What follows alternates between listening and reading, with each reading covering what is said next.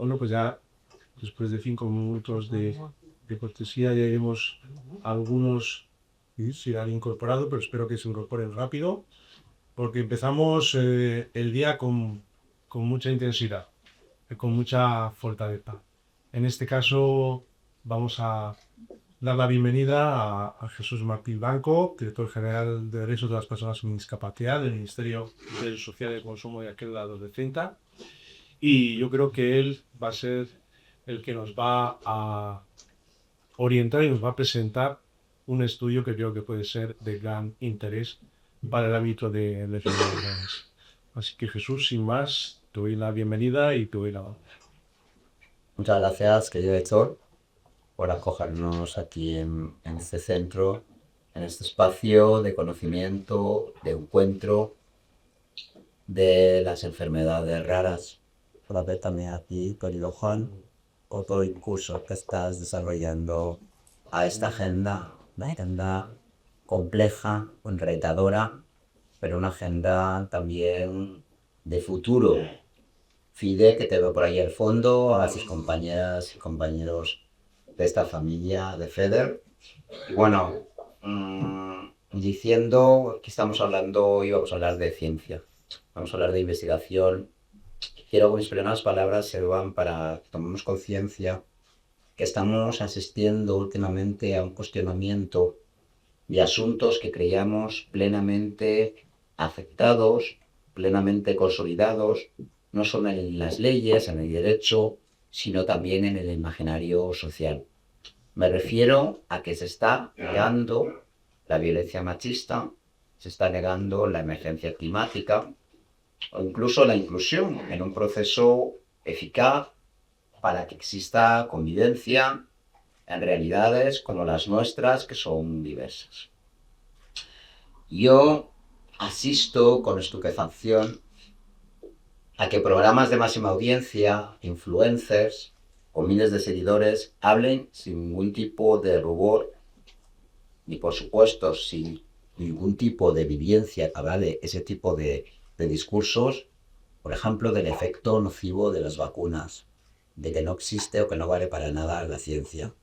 Cuestionan, en definitiva, parámetros que definen o que deberían definir el progreso de cualquier país, que es su aportación científico-técnica, y de eso vosotras sabéis mucho.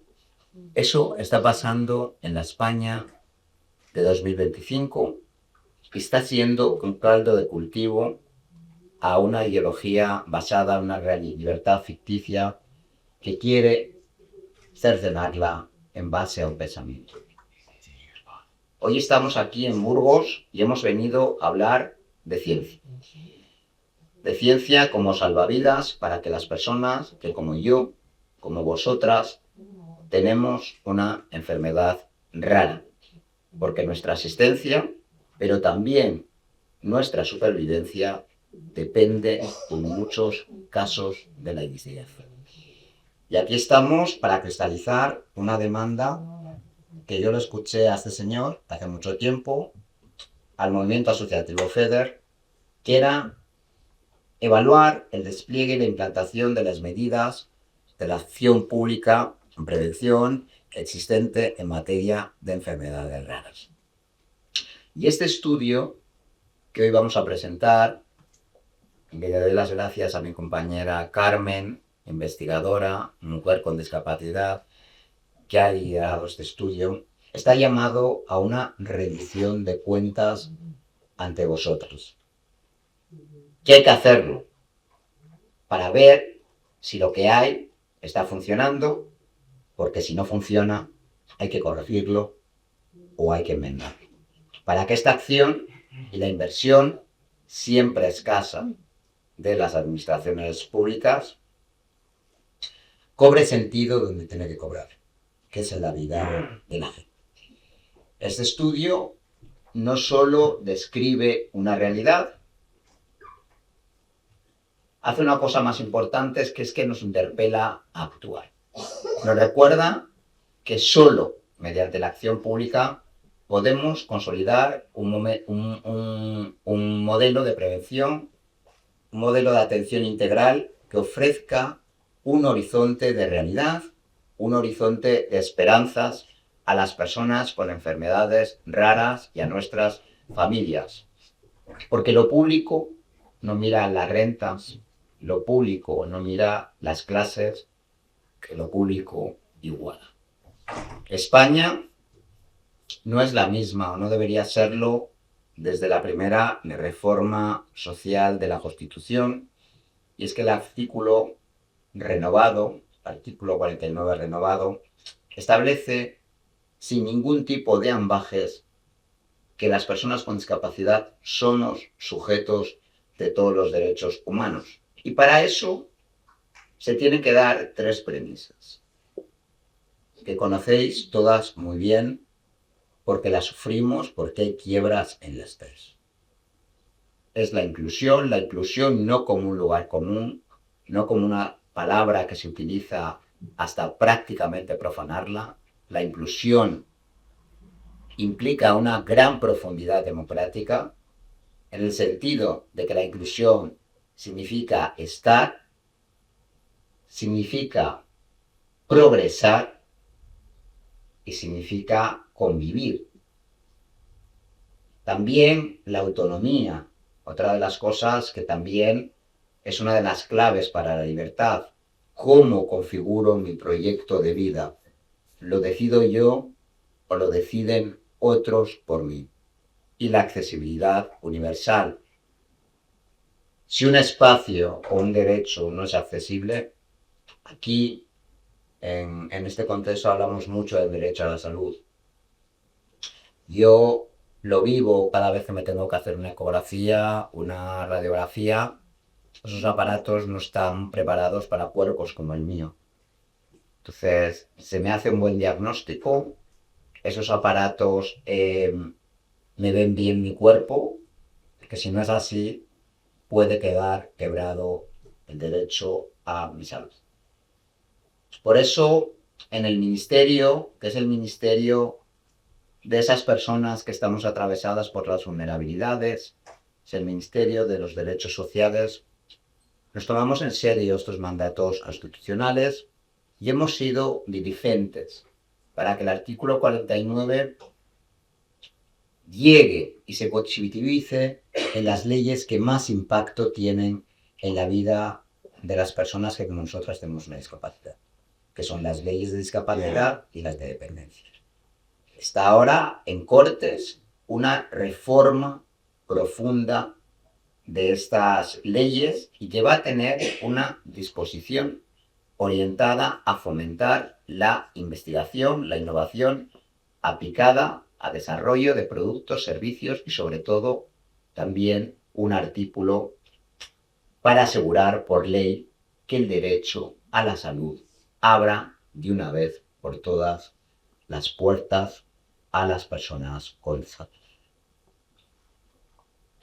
Quiero, querido Juan, aprovechar este encuentro, esta oportunidad que nos habéis brindado, tanto tú como Aitor, y aprovechar este acto para decir que vuestro movimiento cívico mire más al Ministerio de los Socios, que nos uséis más, porque aquí tenéis un aliado leal de vuestras reivindicaciones, porque vuestras reivindicaciones son también las nuestras.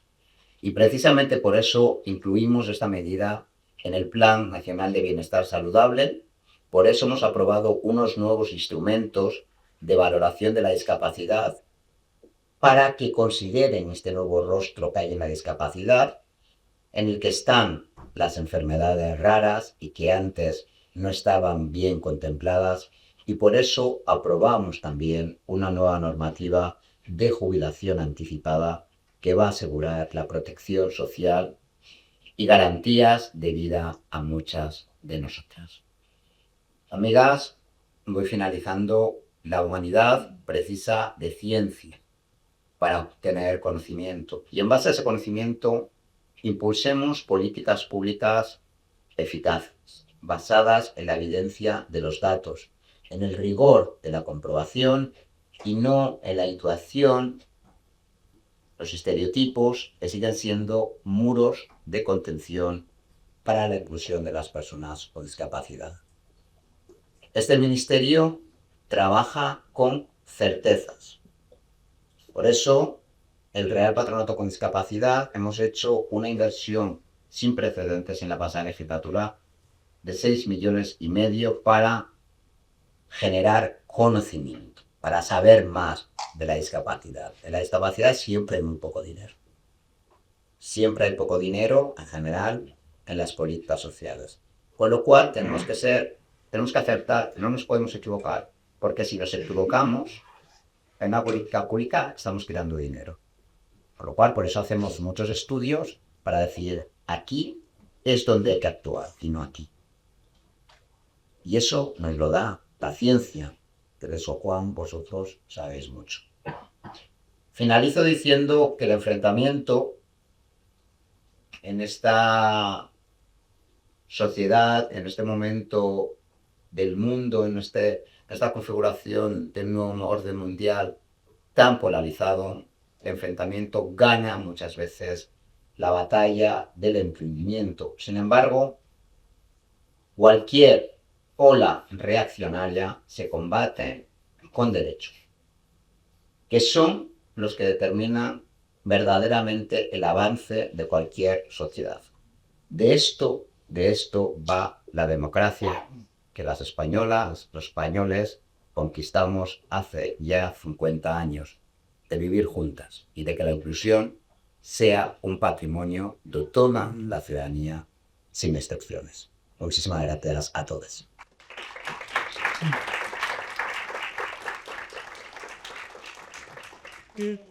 Bueno, que sí. Gracias, Jesús. Y continuamos con Carmen Márquez, directora del Centro Español de Documentación y Investigación sobre Discapacidad y coordinadora del estudio, y que nos va a presentar más directamente todo su mundo. Carmen. Muchísimas gracias. Buenos días a todos, todas. Ahora, ¿verdad? Decía, buenos días, muchas gracias a todos, a todas por participar, por estar esta mañana presentes en esta presentación y por compartir. Me gustaría comenzar agradeciendo el esfuerzo, la colaboración, la disponibilidad de todas las entidades que han participado en este estudio que hoy vengo brevemente a presentarles. Como comentaba Aitor, es un estudio que está dentro del plan de trabajo del Centro Español de Documentación e Investigación sobre Discapacidad, que es un centro asociado del Real Patronato, que posiblemente muchos de ustedes ya conozcan, pero que tiene como objetivo fundamental, como comentaba el director, trabajar desde un ámbito científico, trabajar desde la ciencia para generar conocimiento.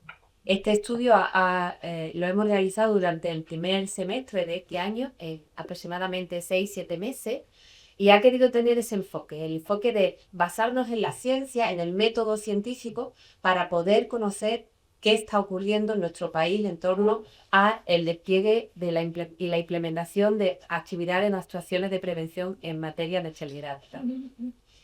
Como bien saben ustedes, aunque seguramente no lo suficiente, pero las enfermedades raras son una prioridad dentro del ámbito sanitario internacional y nacional, ¿no? En nuestro país así lo recoge diversas estrategias que nos han servido de marco para el despliegue de esta actuación, como la Estrategia Española de Discapacidad, el primer Plan Nacional de Bienestar Saludable de las Personas con Discapacidad o el propio Plan Estratégico del Real Patronato. Son el marco que ha fundamentado, que ha posibilitado no solamente la financiación, sino toda la estructura, todo el marco de reconocimiento normativo y legal que ha desarrollado o que ha podido facilitar el desarrollo de este estudio. De manera que desde el inicio este estudio ha tenido como objetivo fundamental analizar cuál es el estado en nuestro país de las medidas de prevención de enfermedades raras con un doble objetivo. Por una parte, identificar cuáles son las barreras, cuáles son los retos, cuáles son los obstáculos que todavía enfrentamos. Y en segundo lugar, no quedarnos con esa identificación y ese conocimiento de la realidad, sino que esas medidas pudieran servir como inspiración a nuevas políticas públicas o a nuevas estrategias que puedan sucederse a partir de hoy. La idea desde el inicio de este estudio ha sido que fuera siempre hecho desde un enfoque colaborativo. queremos que el conocimiento científico se construya a partir de todos los agentes que tienen algo que decir. Y en ese sentido ha sido encomiable la participación de todas las entidades que han participado en ella. El Instituto de Investigación de Enfermedades Raras, del CREER, por supuesto de FEDER. Han sido agentes, participantes, agentes prioritarios en el desarrollo del estudio. Con ellos hemos establecido cuál iba a ser el plan de trabajo, cuál iban a ser la secuencia de actividades, cómo íbamos desarrollando la investigación, cuáles eran las dificultades que nos encontramos, y con ellos y con ellas hemos compartido también nuestros objetivos. En este sentido, me gustaría, como decía antes, por supuesto, agradecerles su disponibilidad y colaboración, pero también recalcarlo, señalarlo para que consideren y para que vean ustedes que ha sido un estudio colaborativo, no ha sido un estudio que ha querido centralizarse desde el Centro de Documentación e Investigación sobre Discapacidad, sino, como decía, hacerlo de una manera más colaborativa y participativa. Hemos comenzado para trabajar en este estudio haciendo un análisis de la realidad internacional, normativa y de evidencia científica que existe en torno a las enfermedades raras y sobre todo a la prevención de enfermedades raras. Hemos querido considerar las experiencias de otros países del contexto europeo fundamentalmente para intentar hacer un primer marco de diagnóstico y después un marco comparativo. Hemos trabajado además, como decía, con especialistas en todas las administraciones con competencia en la atención en enfermedades raras, sanidad, educación, por supuesto, derechos sociales, que nos han servido también como informantes claves para recoger la parte más cualitativa, quizás es la parte más fácil de considerar, pero también fácilmente queda diluida en un análisis a través de las voces de esas personas claves, ¿no? Y hemos hecho una codificación sistemática y un análisis de datos, como decía antes, basándonos en la directiva científica. Los resultados que podrán ver ustedes a partir de ya en la página del Centro de Documentación e Investigación sobre Discapacidad, hoy daremos el estudio y podrán descargarlo de manera gratuita, por supuesto. Es un estudio que hemos hecho para la ciudadanía, para el bien común, por supuesto, para el uso de todas las entidades relacionadas con las enfermedades raras, así que podrán descargarlo a partir de hoy y podrán ver que los resultados han querido presentarse en 4 etapas, ¿no? O en 4 dimensiones: la prevención primaria, la prevención secundaria, la prevención terciaria y cuaternaria. Hemos querido primero ver un poco cómo está nuestro país en torno a esos 4 niveles, y finalmente hemos podido con ello, como decía, avanzar en la identificación de algunos logros, algunos retos y algunas recomendaciones que consideramos claves. En cuanto a los logros y a los avances que hemos podido detectar, señalar que, aunque seguramente no son suficientes, pero creo que es importante también señalar cuál ha sido el camino y el avance hasta lograrlos. El primero de ellos tiene que ver con las estrategias y los planes de promoción de la salud. En este sentido hemos podido ver que, como decía antes, la atención a las enfermedades raras comienza a ser una estrategia, un foco de atención para todas las estrategias y planes sanitarios. Hemos constatado que existe una mayor atención de programas y prestaciones de cribado neonatal, que están, como ustedes saben, en esa fase de prevención tan incipiente y que debe ser tan reforzada. Existe un mayor conocimiento de programas y estrategias que tratan el análisis genómico y el desarrollo de la investigación más biomédica.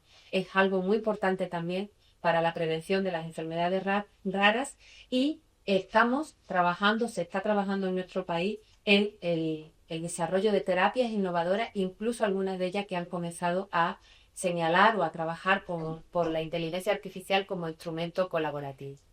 Importante también que se ha constatado una reducción en el retraso diagnóstico, sobre todo en aquella población más joven que pueda presentar alguna enfermedad rara, y con ello podemos considerar que estamos avanzando bastante en la atención interdisciplinar y multidisciplinar de todos los pacientes y las pacientes con enfermedades raras.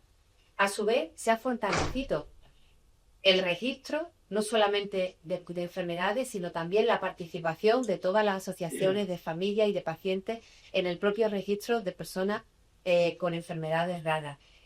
Hemos visto también, hemos constatado como existen muchas iniciativas de colaboración entre registros autonómicos y cómo esas iniciativas están permitiendo un mayor fortalecimiento de estos registros. Y por otra parte, existe también cada vez una mayor participación de nuestras instituciones, de nuestros registros, en el registro o en las redes europeas de referencia. Esto es un aspecto muy interesante y muy importante porque consideramos que otros países pueden en algún momento ser inspiradores de algunas de las estrategias que podemos poner en nuestro país en marcha. Quedan, por supuesto, desafíos importantes que se han señalado y recogido en el estudio, como avanzar hacia una mayor igualdad territorial. De hecho, también hemos constatado que es bastante evidente, no todas las comunidades tienen el mismo nivel de desarrollo en cuanto a la prevención de enfermedades raras y posiblemente tampoco el mismo nivel de compromiso. Pero es necesario avanzar en esta situación porque independientemente de donde resida un paciente o una paciente con enfermedades raras, tiene derecho a la misma atención. Importante también reforzar la coordinación institucional, no solamente entre las entidades, sino también entre los propios profesionales de los diferentes ámbitos.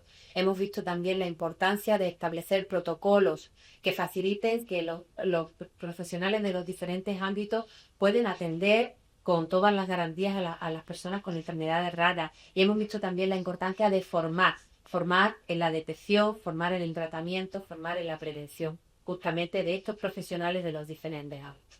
En definitiva, hemos constatado que hemos avanzado en los últimos años de alguna manera bastante considerable en la prevención de enfermedades raras, pero que necesitamos consolidar un modelo integral que se centre en la persona, un modelo integral que se centre en reportar la calidad de vida de las personas enfermas de enfermedades raras y sobre todo un modelo integral que venga avalado y que venga reforzado por las políticas públicas.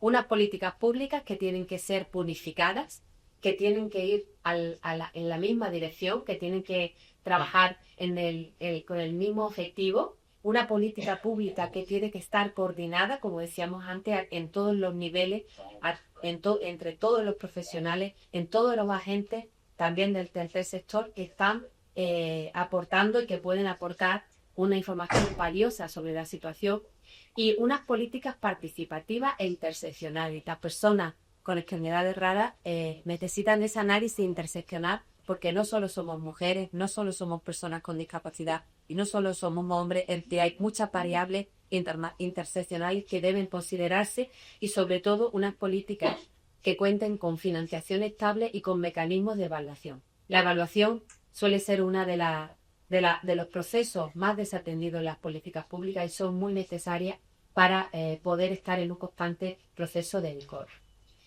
Hasta aquí las recomendaciones de este estudio, hasta aquí la aportación de este estudio que, como decía, ha querido sumar un granito al trabajo que todos y todas hacéis, al trabajo de la administración, al trabajo de las entidades del tercer sector y al compromiso de toda nuestra sociedad con las enfermedades raras.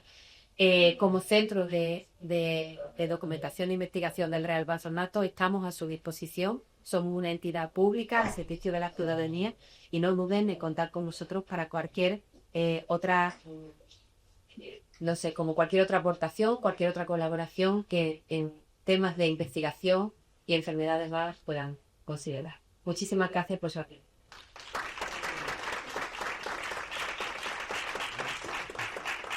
Muchas gracias, Carmen. Enhorabuena por el estudio, enhorabuena a CEDID y al Real Patronato, evidentemente.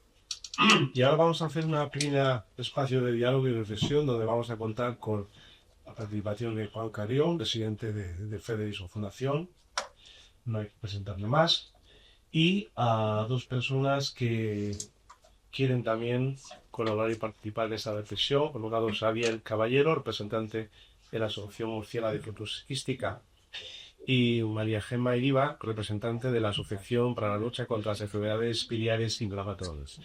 Xavier y Gemma, muchísimas gracias por estar aquí y vamos a aprovechar este ratito que nos han dado para poder reflexionar un poquito sobre lo que el estudio tiene de cabo y que puede ser de interés, ¿no? Lo que el objetivo de este estudio es analizar el estudio actual de las medidas preventivas en España sobre enfermedades raras con el fin de identificar barreras y retos a la implementación de dichas medidas.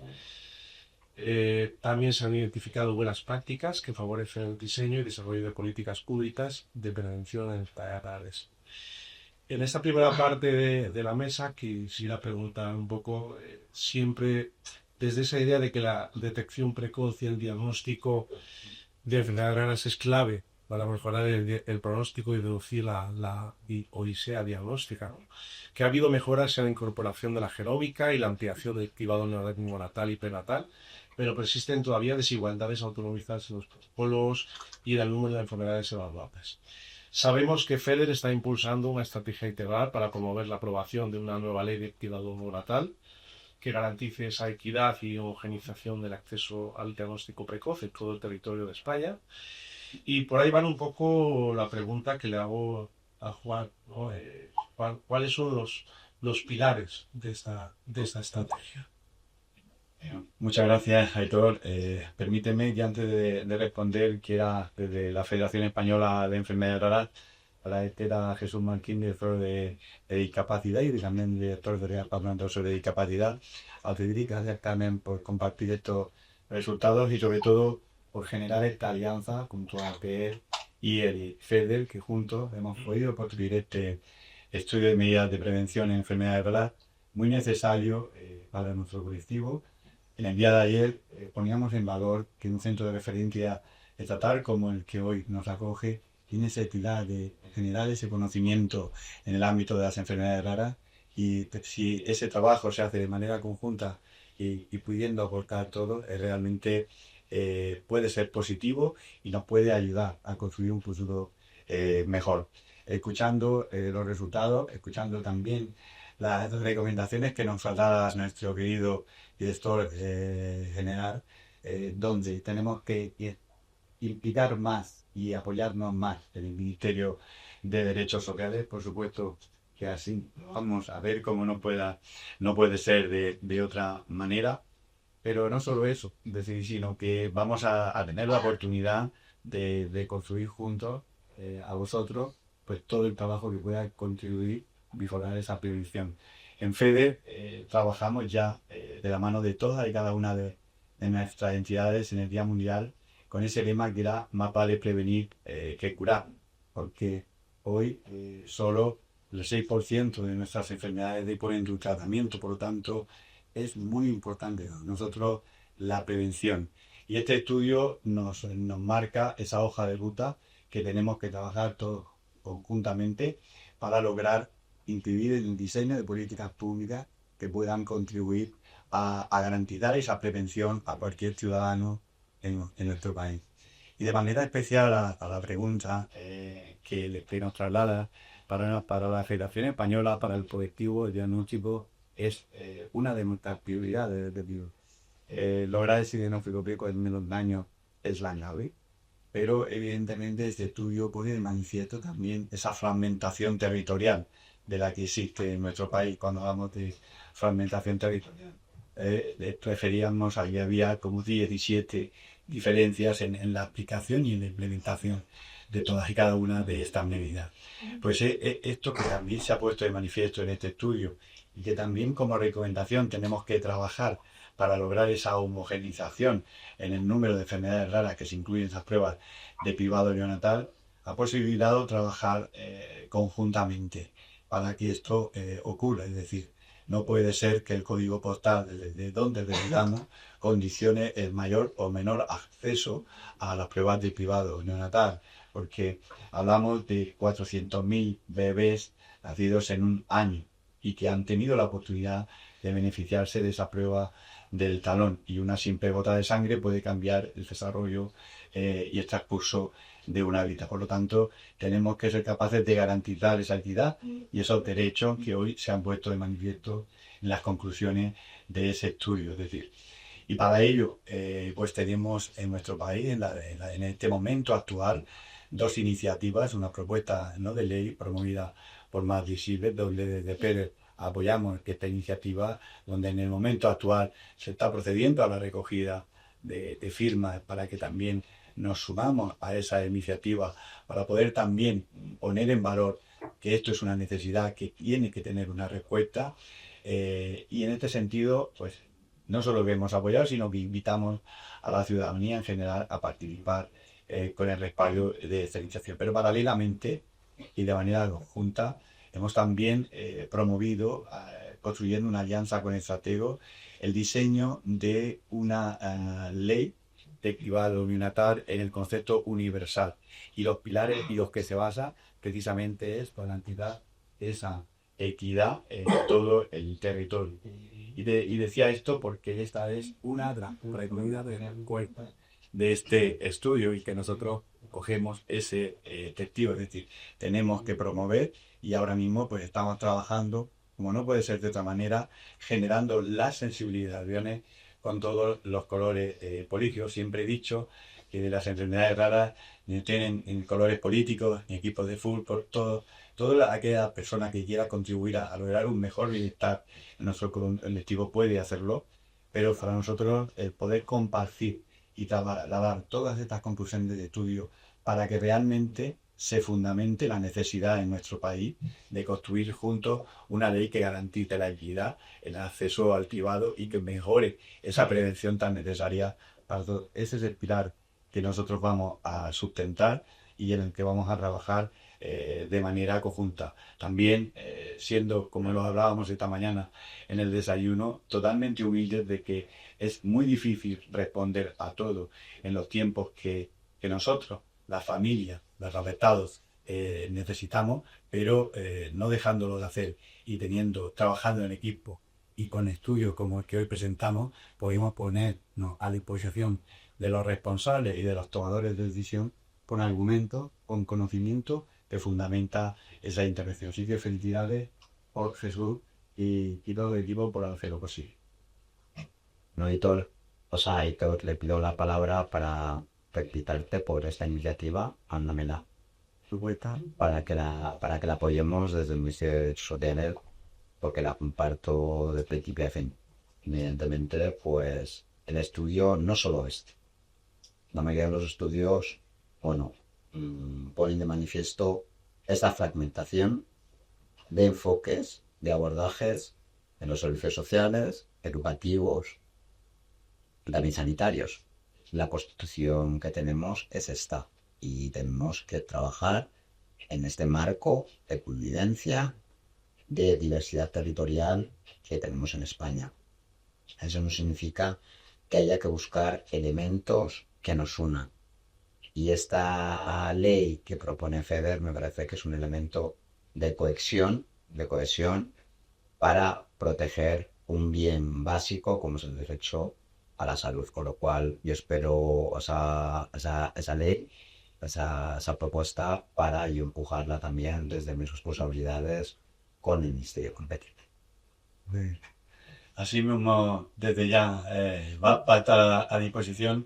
Y por último, decir que en esa mirada, donde FEDER se ha acompañado, como decía, de una elegancia que es Estratego que nos está apoyando en el diseño y en el desarrollo de toda esta acción, también hemos contemplado el mirar a esas iniciativas que también se ponen de manifiesto en el estudio, que es el mirar a ese horizonte internacional, porque países como Italia, que es un país que conocemos y que está muy cercano a nosotros, ya ha sido capaz de implementar una ley de cribado en todo el país que permite acceder a 48 enfermedades raras. Entonces, eso no quiere decir que ese es el techo, es decir, que por encima de eso, bienvenidas sean todas aquellas que puedan ser, ¿no? Pero lo que no puede ocurrir es los ejemplos que compartíamos en el día de hoy. Así que el poder contar con esa ley de cribado en España es tarea de todos y vamos a poner todo nuestro granito de arena y te implicamos ya desde ya para que también te sumes a este gran proyecto.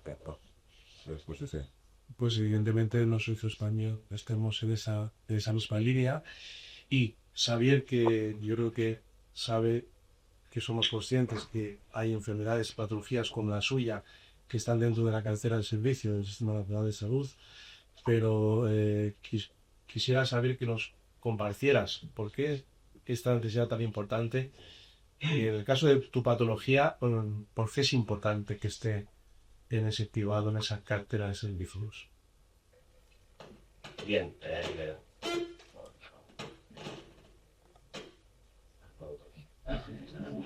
Buenos días, gracias a todos por la invitación, gracias por este estudio que ha salido adelante. Y bueno, yo desde Fibrosis Quisquera quería trasladar, pues bien, responder a esta pregunta. ¿Y por qué es tan importante el que exista esta búsqueda en concreto de nuestra patología en todas las comunidades autónomas, como sucede en nuestro caso desde 2015? Pues eso es fundamental para la prevención.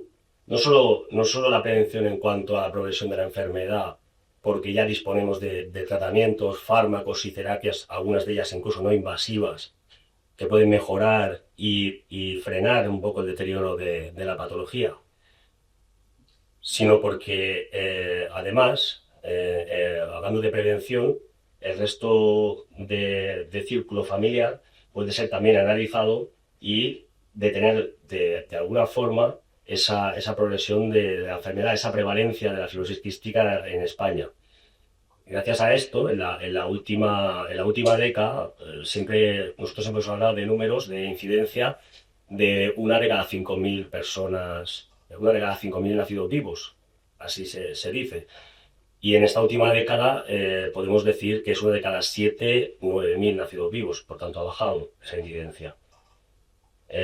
Así que es fundamental para contener el que no haya más personas con fibrosis quística y en este caso también encontrar una terapia adecuada para cada una de ellas. Disponemos de terapias de última generación, como seguramente hemos sido muy pesados en los medios y hemos reclamado muchísimos fármacos, donde incluso se detiene de forma drástica el deterioro de la enfermedad, sin haber cura. Por lo tanto, la prevención y cualquier estudio que se haga y cualquier enfermedad tiene el derecho a ser localizada y diagnosticada desde su nacimiento para efectivamente prevenir el deterioro si es posible y si no, prevenir la prevalencia de la enfermedad. Oye, pues muchas gracias, Xavier. Avanzamos un poquito para este espacio que tenemos, no es mucho, pero vamos a aprovecharlo. Hablando de prevención terciaria, y hay una parte que todo el mundo ya conocemos y hemos leído sobre que piensa que hay personas que tienen enfermedades raras y viven con la discapacidad. En este caso, la prevención terciaria puede reducir la discapacidad si se interviene a tiempo, ¿no? Entonces, Gemma, también nos gustaría por compartir sobre los sufros. ¿Cómo esperas que este estudio pueda ayudar a mejorar la calidad de vida? ¿Cómo crees tú que los sistemas sociales y sanitarios pueden ayudar un poco a prevenir las secuelas de estas enfermedades? Sí, la verdad es que los sistemas sanitarios pueden mejorar significativamente la calidad de vida de las personas porque pueden prevenir secuelas físicas, cognitivas y sociales. Entonces sí que tienen un rol los sistemas sanitarios, como por ejemplo que tengan centros de referencia, que haya una formación conocida con los médicos, que haya financiación de tratamientos y de cuidados para las personas. Y también el rol de los sistemas sociales para ofrecer apoyos a dependencia y discapacidad. Y apoyar a las asociaciones de pacientes, o sea, para que empoderar un poquito a las personas con enfermedades raras y la inclusión social. Y luego, como decía Carmen, el enfoque más efectivo es centrar en las personas con una detección precoz y la atención integral.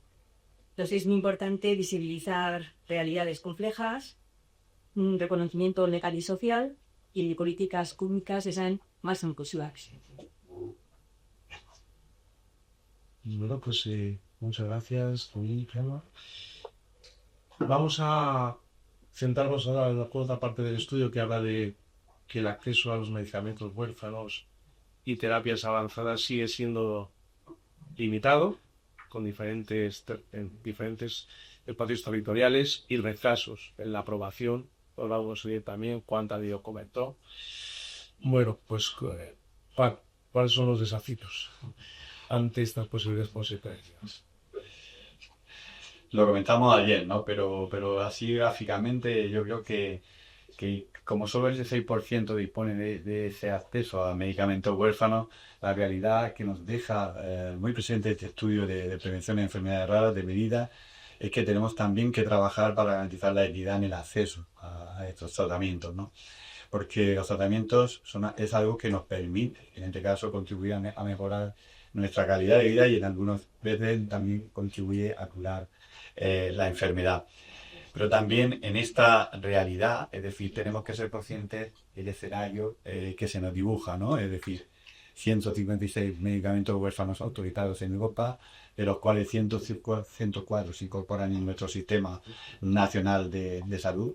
Eso quiere decir, como decía en cifras, que el 67% de los medicamentos que se autorizan en Europa se introducen y se incorporan en nuestro sistema nacional de salud. Pero lo hemos dicho siempre, es decir, hemos visto también cómo esto supone situaciones de desigualdad y de inequidad en el acceso a todas y cada una de las personas. En nuestro país, además de incorporar un medicamento al Sistema Nacional de Salud, hoy vamos a tener en la próxima oportunidad, en la próxima mesa, de conocer todo ese proceso para llegar a financiar un medicamento en el Sistema Nacional de Salud, pero ese tiempo transcurre desde que un medicamento adquiere el Código Nacional hasta que se incorpora al Sistema Nacional de Salud, transcurre una media de 24 meses. Y siempre hemos dicho que los pacientes lo que no disponemos es de tiempo. Tenemos que garantizar esa carrera contra el tiempo, tenemos que garantizar que en ese acceso se pueda realizar en el menor tiempo posible, acortando todos y cada uno de los procesos. Pero también es importante compartir con todos vosotros, y como medidas de recomendación en esa prevención para dar este acceso, que la realidad, porque hemos tenido la oportunidad de compartir en FEDER, también generando una alianza con Pro Bono, hemos podido analizar las únicas 12 sentencias favorables en donde personas que conviven con enfermedades raras se han tenido que enfrentar a la administración para lograr el acceso a un medicamento huérfano. Y esto tuvimos también hace apenas el pasado lunes, tuvimos también la oportunidad de compartirlo con el responsable de la cartera básica del Sistema Nacional de Salud. Y miro allí a nuestra compañera de MPS, que ayer, muy contenta, compartía que 10 años, y se dice mucho, 10 años de lucha de MPS España, de toda la familia unida, de FEDER, de todo el movimiento, pero de manera especial de MPS, de esa familia, han tardado 10 años para que ese medicamento, que ayer recibía la designación de huérfana, que ella se emocionaba y que lo compartía con todas las familias, es muy importante, pero eso hay que ponerlo en valor. Y por eso esa fortaleza que siempre he dicho del movimiento asociativo. Esos 10 años de lucha, de muchas llamadas de teléfono, de familias que no saben por qué pasan tantos años, que no entienden de por qué el medicamento se aprueba en Europa y en España nos hace estos escenarios que convivimos cada día. Pues es algo que tenemos que intentar entre todos mejorar, y es una de las recomendaciones de este estudio. Desde FEDER hemos planteado algunas acciones, hemos contribuido con este estudio, porque hablamos de derecho. Y mirar una cuestión. Me decía el responsable de este área, bueno, solo hay 12 sentencias favorables. Digo, sí, evidentemente hay 12 sentencias favorables. Digo, y todavía no hemos de dedicar tiempo a analizar las sentencias desfavorables. Pero sí, hemos escuchado también y hemos analizado algunas de esas sentencias desfavorables. Y las sentencias desfavorables que hay son precisamente porque se ha ido en el recurso a intervenir sobre el procedimiento. Y por lo tanto han sido desfavorables porque existe un marco regulatorio que es el acceso a medicamentos en situación especial y extranjera en nuestro país. Pero en esas 12 sentencias favorables, en donde coinciden todos los jueces y también el Tribunal Supremo, es en una vulneración de derechos. 3 derechos. Derecho a la integridad, derecho a la igualdad y derecho a la vida. Vulneración de 3 derechos. Y en base a esa vulneración de los 3 derechos, eso ordena a la administración a que automáticamente restituya o implemente el tratamiento o el medicamento en esa persona. Pero mirar solo lo que os digo, y ya con esto termino, porque no podemos continuar, esto daría para mucho, pues, es decir, pensar solo una cosa, es decir, ¿qué tiene que hacer un papá, una mamá o un afectado para reiniciar un proceso de este tipo? Primero, asumir un coste económico importantísimo, que puede superar los 6.000 euros. Segundo, si mañana ese procedimiento judicial que se inicia tiene una sentencia y es una sentencia denegatoria para la familia, la familia tiene que ser obligatoriamente condenada en coste del procedimiento. Un procedimiento que puede superar unos gastos entre 35.000 y 50.000 euros. Esta es la realidad. Por eso no hay tantas sentencias. Y por eso esa vía no la podemos utilizar ni la familia ni los afectados en primera persona, porque no podemos tener que estar conviviendo con nuestra enfermedad y además tener que estar enfrentándonos a esa situación. Por lo tanto, este estudio es una fortaleza para FEDER, y esto es lo que quiero poner en valor.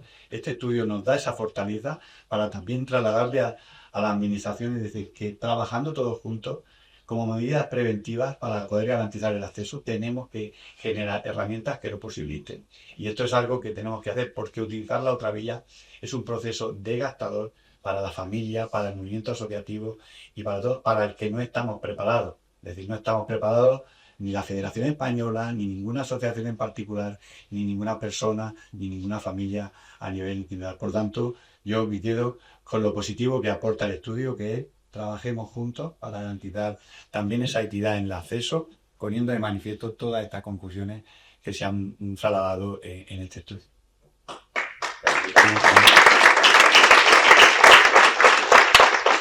Permíteme, Juan, que siempre que vengo aquí aprendo mucho y me llevo deberes. A mí me alegra, es una sensación no dulce, pero me alegra de que el Estado de Derecho funcione. Me entristece que las personas con enfermedades raras, nuestras familias, tengan que llegar a nuestros límites de recurrir a la justicia a buscar el placer en un bien básico como es la vida o el derecho a la salud. Pero esas conquistas son muy importantes. Y esas conquistas de esas sentencias, a mí no me parece que sean pocas. Hay que darles recorrido. Hay que darles recorrido. Hay que usarlas más. Hay que usarlas más porque ahí se va a reconocer el esfuerzo de muchas personas, de muchas familias, esfuerzos económicos, de desgaste, de emociones, para conseguir conquistas para España. Con lo cual, eso hay que utilizarlo más. Hay que utilizarlos más. Y es verdad, Juan, yo coincido contigo en que es un desgaste. Pero al mismo tiempo, desgraciadamente, no podemos esperar a que otros solucionemos la verdad. Tenemos que ser agentes de cambio. Y eso pasa por denunciar. Yo soy partidario de la pedagogía de denuncia. Y lo hablo aquí, ahora también en calidad de responsable público. Nosotros estamos haciendo un esfuerzo importante en formar a las personas con discapacidad para que sepan identificar qué es una discriminación. Que cuando yo voy a un mostrador y no me ven, eso es una discriminación. Y hay que enseñarle a las personas con discapacidad que eso se denuncia. ¿Y cuáles son los medios de denuncia? Ahí había una compañera que quería preguntar. Está ahí, pues. Hola, buenos días. Mi nombre es Naka. Yo quería preguntarle concretamente a usted, Jesús, que era el que ahora mismo tenía la palabra, pero también al foro que nos encontramos aquí, en el que creo que la mayoría somos afectados de una u otra manera. Primero al foro que está aquí, si me lo permitís. Por favor, levantad la mano. ¿Cuántos de vosotros, pacientes directamente o afectados siendo familiares, os atreveríais directamente a poner una denuncia? ¡Guau! ¿Y sabéis lo que supone, no? Si se sabía ganar, sí. Es que no tengo la atención. Vale, perdón. Bajad la mano, gracias. Por favor, ¿podéis levantar la mano los que no consideráis que tenéis la oportunidad o la opción o cualquier otra cosa para poder denunciar? con las herramientas, o sobre todo la economía, que parece que es bastante importante. ¿Ustedes de ahí han podido ver mejor que yo lo de las manos? Quizás. Sí, pero si yo lo explico de principio a fin. Yo soy Pero una le persona preguntaba con que si ustedes de discapacidad. ahí han podido ver las manos levantadas. Las he mejor que podido yo. ver perfectamente. Pues entonces hace falta otra herramienta. No solo la del empoderamiento. No, hace falta el tema de los recursos, por supuesto. O sea, Pero- yo llevo pero- viviendo pero con una nuestro enfermedad país- rara, perdóneme, ya que me interpela y lo contesto. 51 años. Mis hermanos con esta misma enfermedad rara. Y sé perfectamente cuál es esa situación. Ahora, desde responsabilidades públicas, sé perfectamente que la pobreza y la discapacidad siempre van de la mano. Siempre van de la mano. Por eso, o sea, esto es una herramienta más, pero por supuesto que tiene que ir acompañada de mejores condiciones en los puestos de trabajo, mejores condiciones en las prestaciones sociales. Todo esto es un conjunto porque la persona no es solo su condición de salud. La persona es una situación de empleo, una situación económica, una situación de calidad de vida. Es un todo, por supuesto que sí. Que un litigio contra la administración es muy costoso económicamente. Y las personas con discapacidad y nuestras familias no estamos en eso. Pero yo sí quiero aplaudir esos avances. Para mí, como español, son significativos. Y quiero reconocer públicamente que esas personas, con mucho esfuerzo, mucho dolor, hayan decidido decir, esto es injusto. Y como es injusto y yo vivo en un Estado de Derecho, quiero denunciarlo. Y esos logros han permitido que ahora, esos logros de esas familias han permitido que muchas personas ahora puedan beneficiarse, en este caso, de medicamentos. Y a eso me refiero. Sí, yo también.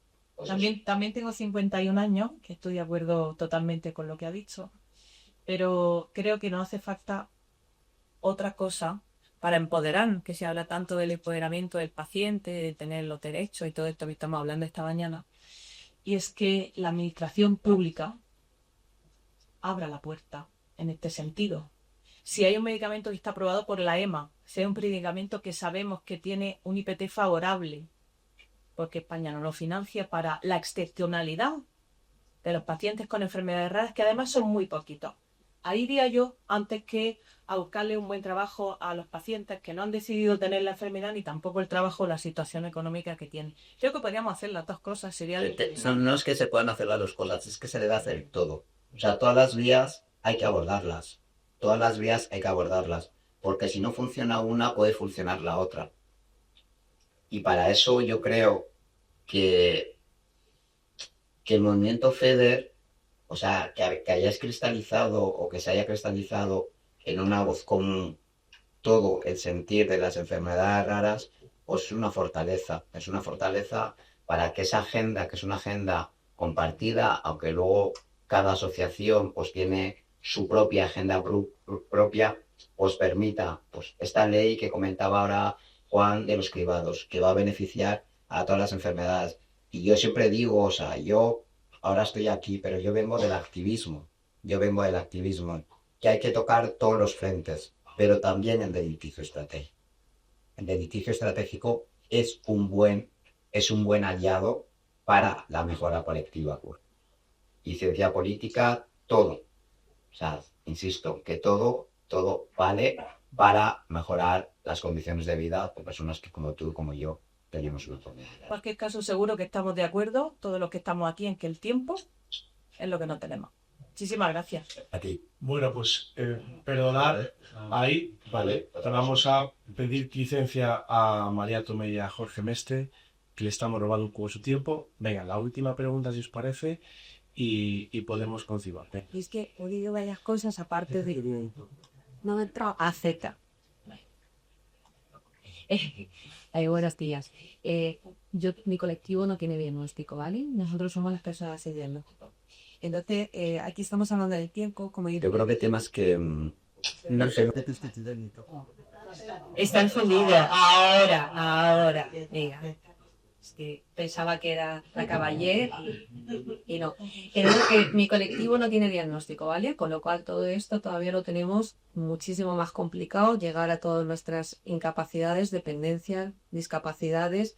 Nosotros, en nuestro tiempo, lo primero que nos hacen perderlo son los propios profesionales que nos están atendiendo porque necesitan que empeoremos para ver por dónde van a llegar, con lo cual estamos ahí en un bucle de empeoramientos, con lo cual a lo mejor una persona que hubiese sido diagnosticada en el primer año no necesitaría tantos recursos para poder llevar un día a día, pero los propios profesionales son los que nos están obligando a tener una dependencia y unas incapacidades tremendas. Nosotros no tenemos ningún tipo de prevención. Nosotros no hay ninguna prueba porque ojalá todos tuviéramos la prueba del cribado del talón para poder saber que con 40 años vamos a tener una enfermedad, que no va a ser uno de nuevo. Entonces, claro que aquí dicen, hay que ponernos, pero no es justo que nosotros para conseguir nuestros derechos tengamos que estar 5 o 6 años tocando puertas, tocándole a la administración y que encima recibas cartas diciendo que te vas a incorporar al trabajo sin secuelas.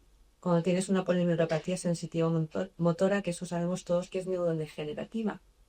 Yo creo que también, dentro de todo el tema de discapacidad, no sé si es que los profesionales la empatía se la dejan en casa, no sé si tienen como premisa que todo el mundo tiene que volver a trabajar porque les costaba muy caro. No lo entiendo. O sea, no entiendo porque se supone que los mal dichos tribunales médicos, y hay que decir, convertéis evaluadores, porque si no nos riñen, tenemos también tenemos que ser muy expertos hasta en vocabulario. No sé cómo tienen ese cuajo, vamos a decirlo así, de firmar 6 o 7 personas que cuando una persona entra con silla de ruedas o entra con la cabeza vendada te digan que estás apto para todo tipo de trabajo. No sé qué es lo que tiene que cambiar aquí, pero yo creo que tiene que cambiar desde la propia formación de los propios profesionales, que en nuestro tiempo deberíamos de gestionarlo nosotros y deberíamos de tener armas para no empeorar, y eso sería una prevención, acortar todos los tiempos, no dejar que yo empeore para que si yo empecé hace 19 años torciendo un pie, ahora soy un dependiente de grado 3 porque tú necesitas que yo empeore para buscar algo que al final no lo estás encontrando. Yo, fíjate, escuchándote, leía hace poco un libro de Sara Mesa que se titula Oposición, ¿vale? Y es un libro que narra su experiencia dentro de la administración pública, que ahora estoy viviendo también ese proceso, ¿no? ¿Cómo son los procesos de la administración pública? Y hablaba de un término que yo comparto y que creo que compartiremos muchas de las que estamos aquí, que es la violencia burocrática. Y es así, o sea, existen unos procesos a veces desfasados, pero también perversos en la relación de las administraciones con la ciudadanía, que yo en mi ámbito, que es muy pequeño, trato de mejorar. ¿Cómo los trato de mejorar? Primero, obligando por ley a que esos dictámenes, esas sentencias, esa relación con las personas con discapacidad se entienda. Nosotros no podemos pasarle un dictamen a una persona o una comunicación poniéndole una suerte de leyes, una serie de lenguaje administrativo para decirle no te voy a hacer nada, que al final no entiende nada. Eso, por una parte, eso se tiene que cambiar, y se tiene que cambiar porque ya lo dice una ley, que es la ley de accesibilidad cognitiva. Luego, por otra parte, estamos haciendo en el ámbito que a mí me compete, que son los equipos de valoración de discapacidad, un esfuerzo ímprobo en formarles, y cambiando también el Real Decreto, porque era un Real Decreto que en el que las personas con discapacidad éramos prácticamente una cosa. Era un proceso, yo hablé por el proceso antiguo, y era un proceso absolutamente deshumanizado. Entonces, en este nuevo Real Decreto, la persona que va a reconocerse como discapacidad no es ninguna persona sospechosa. No es ninguna persona sospechosa de nada. Es una persona que quiere que la administración le reconozca una situación de salud, un problema de salud que le genera barreras. Y eso le dificulta su inclusión. En ese proceso incluimos que tiene que ser accesible. Antes no lo era. Imaginaros, el propio reconocimiento de la discapacidad no era obligatorio que fuera accesible. Que pueda hacerse por medios telemáticos. Hay personas que ir a un centro base le cuesta la vida, ¿sabes? Que pueda ir acompañado por una persona de confianza. Imaginaros a una persona con autismo delante de 3 personas, de 3 valoradores. Qué experiencia tan aterradora. Eso se acabó. Aparte de los nuevos instrumentos que, claro, que cambian radicalmente pues la forma de abordaje de la discapacidad que se dedicaba más a discapacidades como la mía, congénita, pero en otras más situaciones como las enfermedades raras, la salud mental, otras situaciones generadoras de discapacidad. O crear procedimientos de urgencia en situaciones donde está en juego la esperanza de vida. Una persona con ELA o otras patologías no se puede esperar a un año a que le valoren la discapacidad. No puede. No puede. No debe.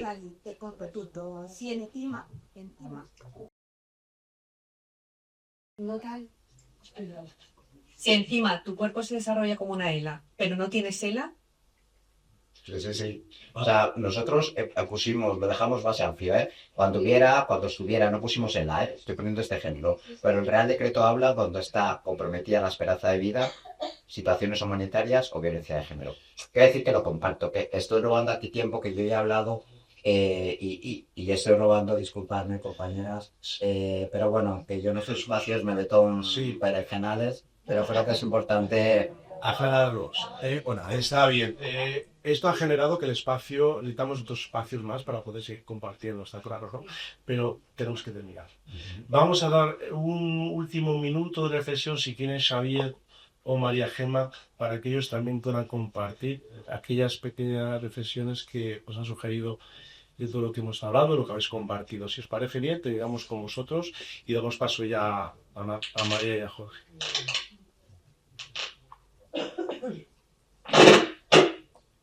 Bueno, lo que está claro es que es necesario que haya un cribado más amplio, que sea igualitario en todo el territorio español, para que todos tengan la misma oportunidad que tienen otras patologías en ser diagnosticadas en edad temprana y tratar de buscar solución y, como se dice de forma coloquial, saltar esa pantalla, la pantalla del diagnóstico, para seguir escalando hacia otros sitios donde se puede hallar investigaciones en farmacológicas, en tratamientos innovadores y demás.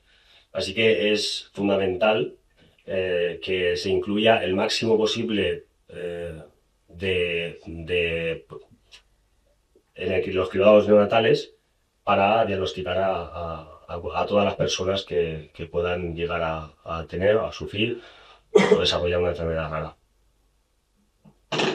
En mi caso me parece muy importante que haya una prevención de la discapacidad para que así, mediante un diagnóstico precoz, que haya medidas siempre para intentar evitar que esa enfermedad pues continúe. O sea que me parece muy importante la prevención. Pues muchísimas gracias, Xavier, María Gemma y por supuesto a Juan. Solo sí, seamos manos, sí, claro. Venga. aquí el que puede perder el derecho de Jesús es el que tiene necesidad también de compartir también. También, pues entonces Bueno, ahora voy a hablar contigo, los canales. Si no os importa, podemos compartir un poco con Jesús. Ahora, si alguna más tiene alguna duda, principalmente por dos cosas. Primero, por respeto a las personas que han preparado todo lo que viene después y que ya llevamos casi media hora de retraso, ¿vale? Entonces, yo sé que esto puede generar mucha más debate y diálogo. Buscaremos espacios para ello. Ya Jesús se ha comprometido que está disponible lo que haga falta y cuando haga falta. Yo estoy como la funeraria, 24/7. O sea que sí, por supuesto. Y yo os doy, si Juan tiene mi teléfono, lo que necesitéis. Si queréis que hagamos una foto, ¿vale? Nos ponemos ahí como queráis, ¿vale? Venga, pues. Gracias. Gracias a ti, Héctor.